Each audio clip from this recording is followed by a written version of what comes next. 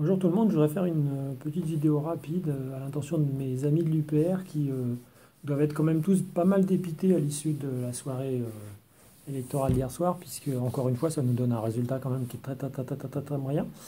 Et je voudrais juste faire une petite vidéo pour leur montrer qu'en fait il y a encore quand même quelques petites raisons d'espérer. Euh, c'est vrai que il y a beaucoup de gens qui sont dépités. Je vois dans les commentaires sur Facebook, il y a plein de gens qui, à juste titre, sont dépités. C'est-à-dire que quand on voit le résultat, bah, déjà quand on fait le bilan 2014, 2015, 2014 c'était les européennes, 2015 il y a eu les régionales, je ne sais plus, on avait dû faire 0,5, un truc comme ça, 2014 on avait dû faire 0,4. Les présidentielles, bah, on attendait quand même beaucoup mieux. Il faut reconnaître qu'on a quand même, la plupart été déçus. Et puis les élections européennes, pardon, pas européennes, les élections législatives qui ont suivi, on pensait qu'il y aurait quand même un petit mieux encore. Et bon, en gros, à chaque fois, on a été déçus. Puis là, bon, on a vu quand même aussi encore le nombre d'adhérents qui a explosé. Enfin, depuis la dernière fois, il n'a pas explosé, mais enfin, il a quand même continué d'augmenter de façon super significative. Et là, c'est encore une augmentation super modeste, quoi. Donc, il y a de quoi, il y a de quoi se dire, mais vraiment, les gens sont super crétins, c'est pas possible, quoi. On leur explique. Bon, c'est vrai que la couverture médiatique est encore très modeste, mais il y a de quoi quand même se poser des questions vraiment sur l'état mental des gens, quoi. Et moi, le premier, quoi. On a vraiment envie de se dire, mais parfois, mais ils sont vraiment super crétins, ces gens. C'est pas possible, quoi, d'être crétin à ce point-là. On s'attend évidemment pas à avoir 50%, quoi, on a compris, mais en même temps, là, quand même, on pourrait avoir un peu plus, quoi. Et bon, donc moi, je vais pas commenter pourquoi est-ce que le Frexit, il pèse encore si peu. Je voudrais juste commenter autre chose, c'est que c'est ce qui a été relaté par François Asselineau et puis que j'ai pu retrouver dans des sondages, c'est qu'il y a quand même un truc très curieux, c'est que à la fois, nous, on est scotché à un ou un petit peu plus de un maintenant, et puis ça progresse hyper lentement, mais en même temps, il y a des sondages bizarres qui donnent le Frexit à 30 ou 40%. Et ça, c'est récent. Déjà, on peut se féliciter du fait que maintenant, c'est des questions qui peuvent se poser, parce qu'avant, personne ne se posait la question de savoir si le Frexit, il était à 20 ou 80%, ou je ne sais pas quoi. C'est des questions qui ne se posaient pas. Donc maintenant, au moins, les questions, elles se posent. Donc ça, déjà, c'est déjà une grande victoire, le fait que la question soit posée en tant que telle. Mais surtout, pourquoi est-ce que le Frexit il serait à 20 ou 30%, enfin c'est pas 20, c'est 30 ou 40%, et qu'en même temps, nous, parti du Frexit, on reste scotché à 1. C'est quand même bizarre. C'est quand même très bizarre. Et perso, j'ai beaucoup réfléchi à cette question, et en fait, je vois deux réponses, et deux réponses qui nous donnent quand même motif à pas du tout désespérer. Bah déjà, on peut se dire, ah oui, bah c'est parce que l'UPR plaît pas. L'UPR, ok, il y a plein de gens qui sont déjà pour le Frexit, machin, mais l'UPR plaît pas. Ou il y a un rejet soit de la personne, des cadres, soit du président, soit voilà. On peut mettre l'hypothèse sur la table. Moi, j'y donne peu de crédit à cette hypothèse-là. Je veux dire, effectivement, on peut toujours critiquer la personnalité des uns et des autres, mais la plupart des gens quand même qui ont eu pris le temps d'écouter un peu les analyses de l'UPR et de son président, en général, ils sont quand même plutôt séduits. Donc moi, ça me paraît pas être vraiment une question de rejet de personne. Par contre, il me semble qu'il y a deux phénomènes qui expliquent ça et je vais vous les exposer rapidement. Le premier, c'est ce que moi j'appellerais le conflit de priorité. Le conflit de priorité, c'est qu'en fait, il y a des gens, ils sont pour le Frexit, mais ils ont aussi plein d'autres trucs dans la tête. Ils ont la question soit de l'immigration, soit la question de l'écologie, soit la question de la dette, soit la question du pouvoir d'achat, etc. Et en fait, chacun, il a dans la tête sa vision des priorités. Ça a dû vous arriver plein de fois en tractant ou en discutant avec des gens. Vous leur dites, bah oui, pour moi, la priorité, c'est la question de l'Union européenne. Il y a pas, voilà. Et les gens vont dire, mais non, moi, je m'en fous, j'en ai rien à foutre de ton truc. Moi, dans 10 ans ou 20 ans, il n'y a plus de pétrole. Ou alors, dans 10 ans ou 20 ans, la planète est ravagée. Ou dans 10 ans ou 20 ans, il y a un krach économique. Donc, toi, tes histoires de l'Union européenne, j'en ai absolument rien à foutre, quoi. Voilà. Bon, donc, ces gens-là, moi, quand je viens leur dire, oui, mais de toute façon, la question mère de tout ça, c'est la question de l'Union européenne, en général, ils ne sont pas d'accord. Alors, en fait, c'est parce que eux, ils ont une autre vision des priorités. Et là, on rentre dans un débat qui est assez fin, qui est assez difficile à gérer, parce que eux, souvent, ils ont des bons arguments. Nous aussi, on a des bons arguments. Et avec des gens comme ça, on n'arrive pas à se convaincre. Donc ils vont reconnaître que oui, il y a un vrai problème au niveau de l'Union européenne, la plupart du temps ils vont le reconnaître, mais eux, ils voient la priorité à un autre niveau.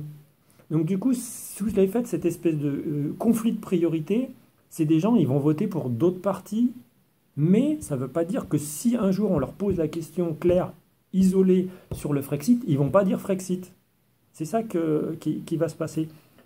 Typiquement, les gens du Front National, je pense, eux, dans leur vision globale des priorités, ils vont jamais dire que le sortir de l'Union européenne ou remettre tout à plat sur l'Union européenne, soit remettre tout à plat, soit tout envoyer péter.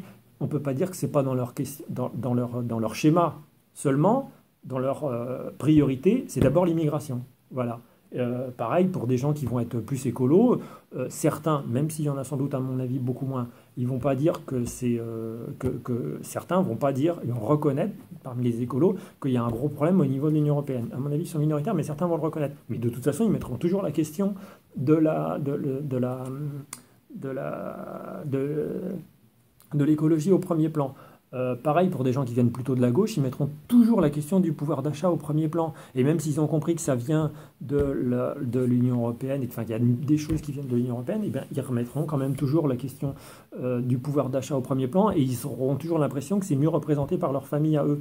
D'une certaine façon, l'UPR, elle aussi, elle est dans cette question de priorité. Finalement, l'UPR, elle a mis 3 questions centrales de côté.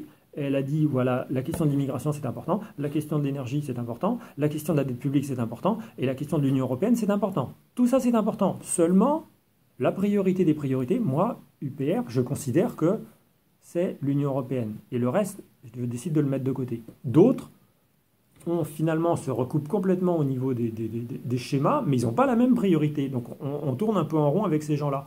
Et donc, ceci pour dire que c'est pas parce que des gens ont une vision des priorités qui est différente, et donc du coup, c'est pas parce que peu de gens aujourd'hui considèrent que la priorité des priorités c'est de sortir de l'Union européenne, que pour autant, il n'y a pas énormément de gens qui sont déjà prêts à l'idée qu'il faut sortir de l'Union européenne. C'est ça que je veux dire.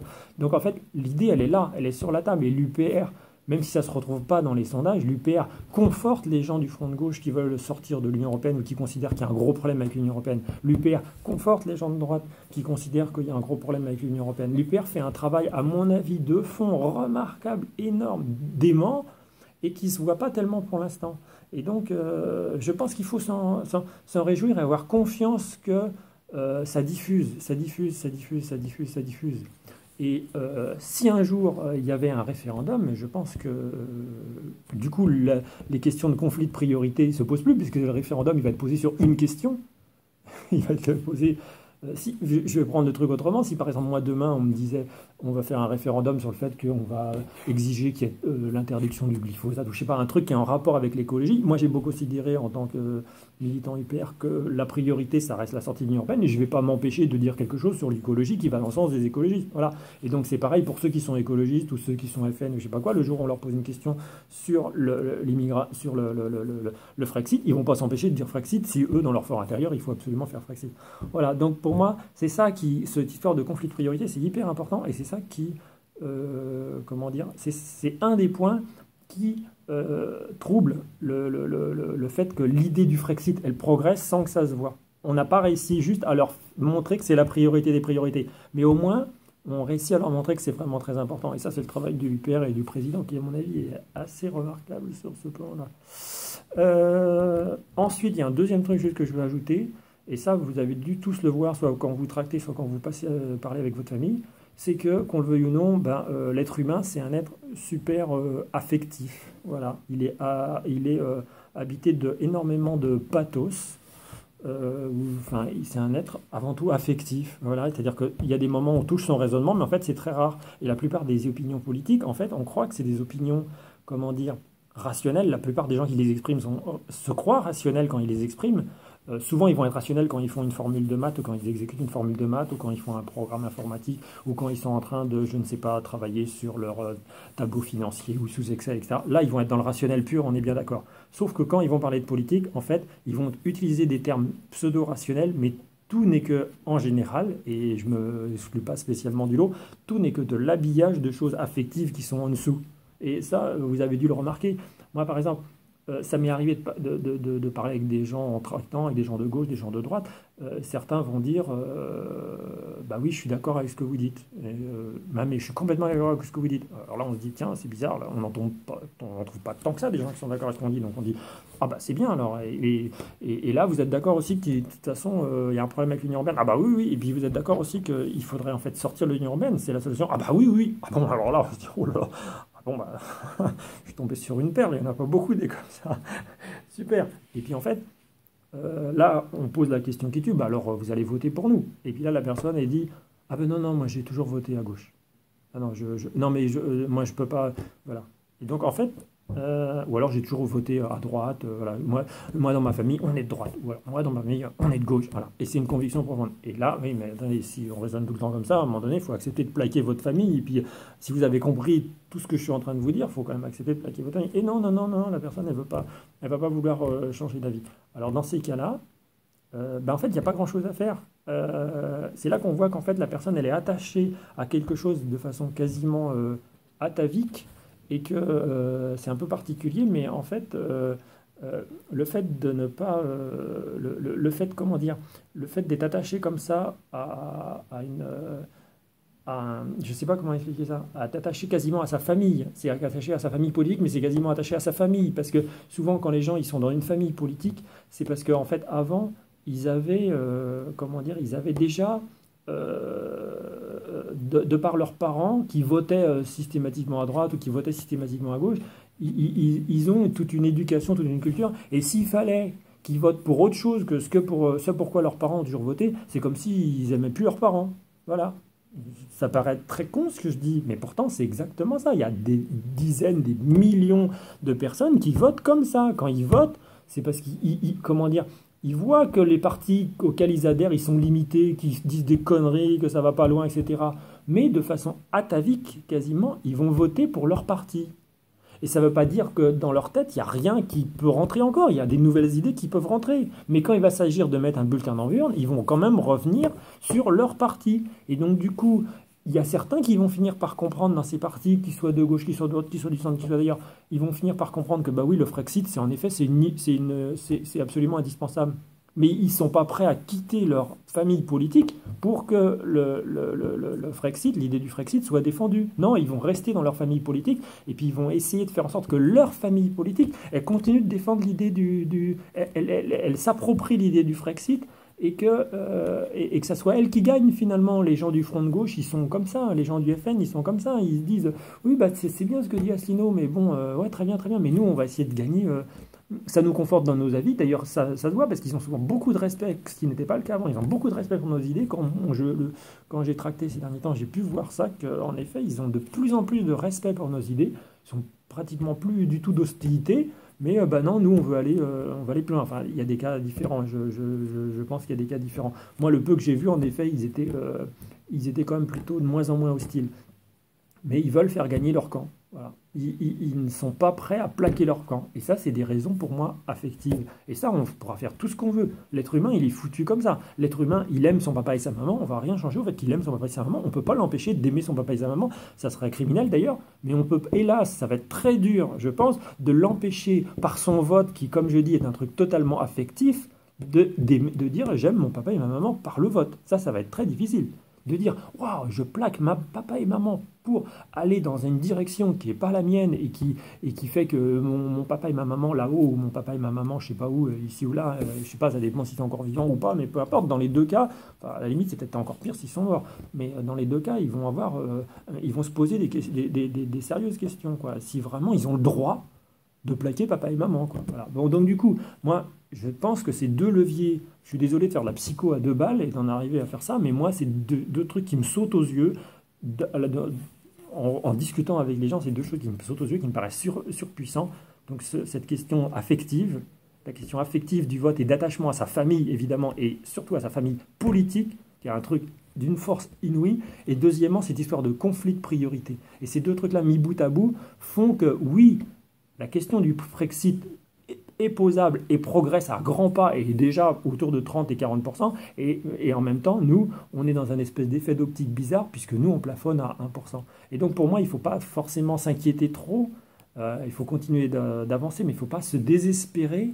Surtout, c'est ça mon message, c'est qu'il ne faut pas se désespérer parce que ça va venir par arriver et il faut surveiller notre score, évidemment, mais il faut aussi surveiller les sondages pour le Frexit partout où il peut y en avoir. J'espère qu'il y a des gens qui continueront d'en faire, mais il faut continuer l'évolution de ces sondages-là en espérant qu'ils ne soient pas trop truqués, ceux-là.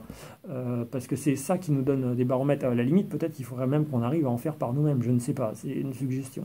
Mais je pense qu'il faut surtout aussi quand on discute avec des gens et que les gens ricanent en disant ouais, alors évidemment, toi, t'es à 1%, bon, je sais pas, on va dire, tu peux te représenter, hein, c'est bien, ça te fait plaisir, ça t'amuse, voilà, tu peux te représenter encore un peu de mal, mais bon, si tu veux faire 1% à chaque fois, voilà.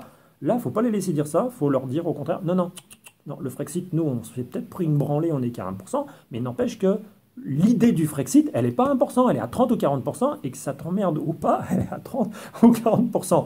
Et c'est pas fini, mon lapin, parce que nous, on va continuer de défendre nos idées. Voilà, donc du coup, il faut remettre gentiment les gens à leur place sur ce que c'est que le rapport de force politique qu'il y a vraiment en ce moment. Et c'est pas parce que nous, on n'arrive pas à s'imposer en tant que force pour prendre le pouvoir que nos idées ne sont pas d'une façon ou d'une autre en train d'avancer. Donc voilà, c'est ça que je veux dire. Gardons l'espoir, les amis. Et on va bien finir par y arriver à un moment ou à un autre. Voilà. Il faut faire un tout petit peu de psychologie parfois pour essayer de comprendre comment les gens fonctionnent et essayer d'analyser les curiosités. Voilà, c'est juste ce que j'ai essayé de faire modestement par cette vidéo. On y croit. À plus. Ciao, ciao.